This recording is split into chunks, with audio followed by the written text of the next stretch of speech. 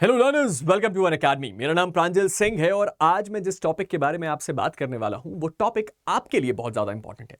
आज का ये टॉपिक थोड़ा अलग है। मैं आज आपका भी ओपिनियन जानना चाहता हूं उस नीचे कमेंट सेक्शन में कि आप इस चीज के बारे में क्या सोचते हैं। आज हम बात करने वाले हैं हमारे देश की डेमोक्रेसी के बारे में और शुरुआत करते हैं हमारे देश के वाइस प्रेसिडेंट जगदीप धनखड़ साहब के साथ। हमारे देश में शायद ही कोई ऐसा होगा जो जगदीप धनखड़ साहब को ना जाने। वो हमारे देश के वाइस प्रेसिडेंट है, लेकिन बहुत कम ऐसे लोग होंगे जो इस बात को जानते होंगे कि जगदीप धनखड़ साहब एक्चुअल में इस वक्त एग्जीक्यूटिव को सर्व कर रहे हैं एज वाइस प्रेसिडेंट। इसके साथ ही साथ वो एक प्रैक्टिसिंग एडवोकेट भी रह चुके हैं, यानी कि वो जुडिशरी को भी सर्व कर चुके हैं और उसके साथ ही साथ उनका एक्सपीरियंस लेजिस्लेचर में भी है। इसका मतलब एक ऐसे व्यक्ति जिन्होंने तीनों पार्ट्स ऑफ डेमोक्रेसी को सर्व किया है। अब जाहिर सी बात है कि कोई इतना वाइड एक्सपीरियंस वाले व्यक्ति अगर कुछ कहेंगे तो हमारे लिए उनकी बात बहुत ही ज्यादा क्रेडिबल है। और आज के इस वीडियो में हम बात करने वाले हैं इसी बात के बारे में कि जगदीप धनखड़ साहब ने कुछ ऐसी क्रिटिक ऑब्जर्वेशंस किए हैं सुप्रीम कोर्ट के बारे में जो आपके लिए जानना बहुत जरूरी है।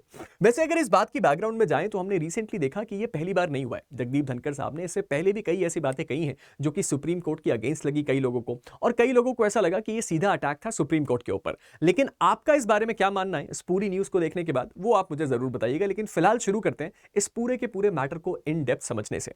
अगर इस मैटर की इन डेप्थ को में जाया जाए तो आपको पता चलेगा कि एक्चुअल में जगदीप धनखड़ साहब उस वक्त कोची में थे जब वो वहां की लॉ यूनिवर्सिटी के बच्चों को अपनी स्पीच दे रहे थे, एड्रेस कर रहे थे। और उस एड्रेस के दौरान उन्होंने 5 बड़े इंपॉर्टेंट टॉपिक्स के बारे में बात करी जो कि पूरे देश में कंट्रोवर्सी बनके सामने आ गई। अब इसमें जो कंट्रोवर्सी की हेडलाइन बनी वो था सीबीआई डायरेक्टर का पद। शुरू करते हैं और समझते हैं कि मामला क्या है। सबसे पहले जो बात उन्होंने हाईलाइट करी और जो सबसे ज्यादा कंट्रोवर्शियल बात सामने निकल के आई वो था सीबीआई डायरेक्टर का अपॉइंटमेंट। अगर आपको ना पता हो तो इस वक्त हमारे देश में जब कभी भी सीबीआई डायरेक्टर का अपॉइंटमेंट होता है तो प्रेजेंट रूल्स ये कहते हैं कि हमारे देश में एक सिलेक्शन कमेटी ये काम करेगी। और ये सिलेक्शन कमेटी कौन सी होगी? इस सिलेक्शन कमेटी में होंगे हमारे देश के प्रधानमंत्री, प्राइम मिनिस्टर, उसके साथ ही साथ जो भी लीडर ऑफ ऑपोजिशन है, यानी कि प्रेजेंटली अगर बात करी जाए तो मोदी जी और राहुल गांधी जी, और उसके साथ ही साथ हमारे देश के चीफ जस्टिस ऑफ इंडिया। यानी कि चीफ जस्टिस और लीडर ऑफ ऑपोजिशन और प्राइम मिनिस्टर ये तीनों मिलकर ये तय करेंगे कि सीबीआई का डायरेक्टर कौन होना चाहिए। अगर चीफ जस्टिस खुद नहीं आ पा रहे तो वो सुप्रीम कोर्ट के किसी और जज को भेज देंगे, लेकिन आएगा कोई सुप्रीम कोर्ट का जस्टिस ही। अब यहां पे कई लोगों को इस बारे में सवाल उठेगा मन में कि ऐसा क्यों? इसका बहुत बड़ा रीजन ये है कि रीसेंट ट्रेंड्स में सुप्रीम कोर्ट ने जब ये ऑब्जर्व किया कि जो सीबीआई है वो बहुत ही ज्यादा पॉलिटिकली मोटिवेटेड होकर काम कर रही है, यानी कि कई बार ऐसा देखा गया कि सीबीआई ने आर्बिटरी एक्शंस लिए और ज्यादातर ये एक्शंस पॉलिटिकल केसेस में लिए गए। तो चीफ जस्टिस को ये बात समझ में आई, सुप्रीम कोर्ट को ये बात समझ में आई कि यहां पे जुडिशरी का पार्टिसिपेशन होना भी जरूरी है ताकि चीजों को न्यूट्रल किया जा सके। अब इस सिचुएशन में ये जब बात सामने निकल के आई तो बहुत सारे लोगों को पसंद नहीं आया। लेकिन मैं इसका लीगल बेस अगर आपको बताऊं तो जो सेक्शन नंबर 4A है Delhi special police establishment act DSP act का, उसको अमेंड किया गया और लोकायुक्त एक्ट को अमेंड किया गया और ये चेंजेस लाए गए जो कि इफेक्टिव हैं इस वक्त भी। और इसका सबसे बड़ा कारण बना हमारे देश में सीबीआई के कुछ ऐसे आर्बिट्ररी एक्शंस जो कि कोर्ट को ऐसा लगा कि वो सही नहीं थे। अब इस सिचुएशन में जगदीप धनखड़ साहब ने इस पूरे के पूरे मैटर को रेफर किया और उन्होंने सबसे पहले तो ये बोला कि ये जो है हमारे कॉन्स्टिट्यूशन का डिसरप्शन है। हमारे देश के संविधान में जो सेपरेशन ऑफ पावर दिया हुआ है, जो सुप्रीम कोर्ट है वो सीधे सीधे उसको ओवरलुक कर रही है।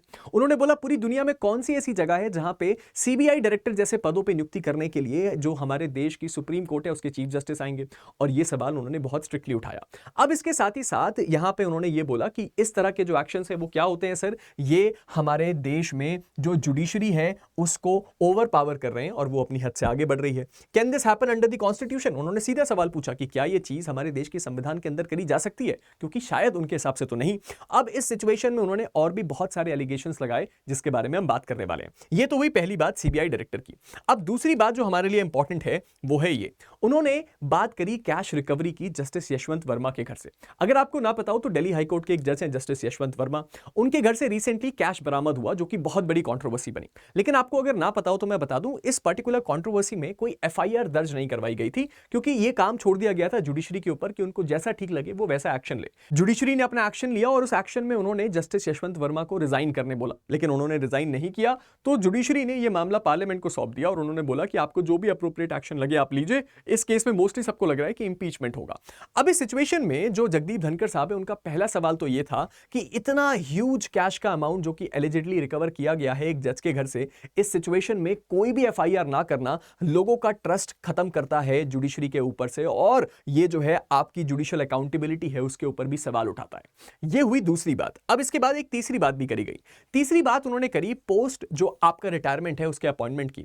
उन्होंने ये बोला कि ये जो ग्रोइंग ट्रेंड है कि जितने भी हमारे देश में ऐसे जजेस हैं जो कि अब सेवानिवृत्त हो चुके हैं, उनको लुक्रेटिव गवर्नमेंट पोस्ट दी जा रही हैं, और ये चीज जजेस के अंदर क्या कर रही है, ये फीलिंग ला रही है कि वो अपना प्रेजेंट जो टेन्योर है एज अ जज उसको सही तरीके से पूरा ना करें, क्योंकि डेफिनेटली वो इस पोस्ट के लिए हमेशा ये अटेम्प्ट करेंगे कि उनको ये पद मिल जाए जिससे उनका ही फायदा हो। और ये चीज भी जगदीप धनखड़ साहब ने बहुत इंपॉर्टेंटली हाईलाइट करी। इसके साथ ही साथ उन्होंने ये भी बोला कि ये जो एक पिक एंड चूज सिस्टम है, ये बेसिकली एक ऐसा अपॉर्चुनिटी क्रिएट करता है जो कि जुडिशियल इंपार्शियलिटी को अंडरमाइन करे, यानी कि इससे जुडिशरी के अंदर एक पार्शियलिटी की फीलिंग आ रही है। अगली बात जो हमारे देश के वाइस प्रेसिडेंट ने बोली वो था सेपरेशन ऑफ पावर और जुडिशियल ओवररीच। उन्होंने बोला कि हमारे देश में एग्जीक्यूटिव, लेजिस्लेचर और जुडिशरी के बीच जो लाइनें खिंची हुई हैं, सुप्रीम कोर्ट उसको ब्लर करने की कोशिश कर रही है। सुप्रीम कोर्ट एक दूसरे के अंदर जो वो क्रॉस एग्जामिन्स कर रही है वो बिल्कुल भी सही नहीं है और हमारे देश के कॉन्स्टिट्यूशन के खिलाफ है। और उसके साथ ही साथ उन्होंने ये भी बोला कि ये जो जुडिशियल ओवररीच है ये एग्जीक्यूटिव मैटर्स में बढ़ती ही जा रही है, यानी कि जो भी एग्जीक्यूटिव का पावर है वो जुडिशरी इस्तेमाल करने की कोशिश कर रही है, और ये हमारे देश के लिए कंप्लीटली गलत है। इसके साथ ही साथ एक और बात जो कि बहुत ज्यादा लोगों को कंट्रोवर्शियल लगी, जो लोगों को बहुत ज्यादा दिक्कत दे रही है, वो है ये। यहां पे वो जिस लॉ स्टूडेंट्स को एड्रेस कर रहे थे कोची में, वहां उन्होंने उन स्टूडेंट्स को 2 चैलेंज दिया। पहला चैलेंज जो उन्होंने दिया वो था, why do we celebrate constitution day on November 26? हम अपने देश का संविधान दिवस 26 नवंबर को क्यों मनाते हैं? इसके ऊपर आप कुछ लिखिए, एक ऐसे लिखिए, एक अच्छा क्रिटिक लिखिए, और जो भी इस चीज में अच्छा लिखेगा मैं उसको पार्लियामेंट में होस्ट करूंगा। लेकिन यहां पे उन्होंने टॉपिक सिर्फ एक नहीं दिया, टॉपिक एक दूसरा भी दिया। दूसरा टॉपिक था कॉन्स्टिट्यूशन हत्या दिवस, इमरजेंसी ऑफ 1975। अब उन्होंने ये बोला कि ये जो कॉन्स्टिट्यूशन ऑफ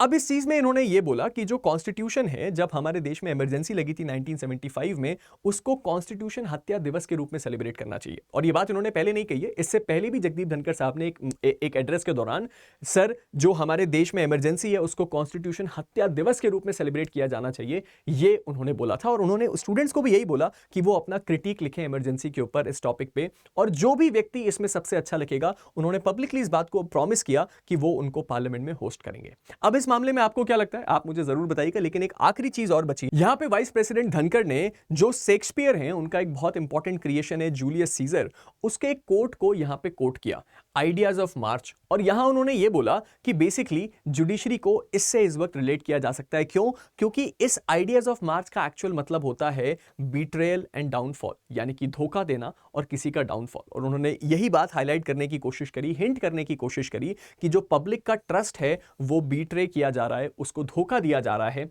कोर्ट के द्वारा, यानी कि जुडिशरी के द्वारा। अब ये जितनी भी चीजें उस पूरी स्पीच में डिस्कस करी गई, अपने आप में बहुत ज्यादा आपके लिए इंपॉर्टेंट है, ताकि आप इस पे अपना एनालिसिस कर पाएं और ये बता पाएं कि आपका इस मामले में क्या मानना है। आपका जो भी इस मामले में मानना है, आप जगदीप धनखड़ साहब से एग्री करते हैं, डिसएग्री करते हैं, कुछ पॉइंट्स जोड़ना चाहते हैं, कम करना चाहते हैं, नीचे कमेंट सेक्शन में जरूर बताइएगा। फिलहाल अभी हम इस वीडियो को एंड करते हैं, और एंड करने से पहले मैं वो सारी बातें करना चाहूंगा हमारे जितने भी अपकमिंग जुडिशरी एस्पिरेंट्स हैं, यानी कि वो सारे एस्पिरेंट्स जो अपकमिंग जुडिशरी को सर्व करने वाले हैं। अगर आप एक ऐसे लर्नर हैं जो इस वक्त जुडिशरी का एग्जाम देने वाले हैं, आपके लिए जुडिशरी आइकॉनिक प्रो अनअकैडमी की बेस्ट ऑफरिंग है। इस वक्त आप अपने अनअकैडमी प्लेटफॉर्म में बेस्ट एजुकेटर्स के साथ ऑनलाइन पढ़ाई करेंगे, लेकिन आप उनको अपना पर्सनल मेंटोर बना सकते हैं आइकॉनिक प्रो के साथ, जो कि आपको उनको डायरेक्टली 1-to-1 एक्सेस करने की अपॉर्चुनिटी देता है। इसके साथ ही साथ एक और बड़ी इंपॉर्टेंट बात है, हमारी निश्चय बैच जो कि ऑलरेडी लाइव हो चुकी है अनअकैडमी प्लेटफॉर्म पे। इस बैच में आपको मेजर, माइनर, लोकल लॉज, उसके साथ ही साथ जीके, जीएस सब मिलता है, ऑल स्टेट कॉम्प्रिहेंसिव, यानी कि हर स्टेट के लिए। और एक कॉम्प्रिहेंसिव बैच है ताकि डिटेल में पढ़ाई हो और आपकी जुडिशरी की तैयारी अच्छी हो। And at last but not the least, upcoming सभी जुडिशरी प्रीलिम्स एग्जामिनेशन के लिए राजस्थान, छत्तीसगढ़, उत्तराखंड के लिए आपको मात्र ₹1 में टेस्ट सीरीज मिल रही है, जो अपॉर्चुनिटी आपको अपने हाथ से नहीं जाने देना चाहिए। मिलते हैं आप सभी के साथ एक नए वीडियो में, तब तक के लिए stay motivated and keep learning. Thank you.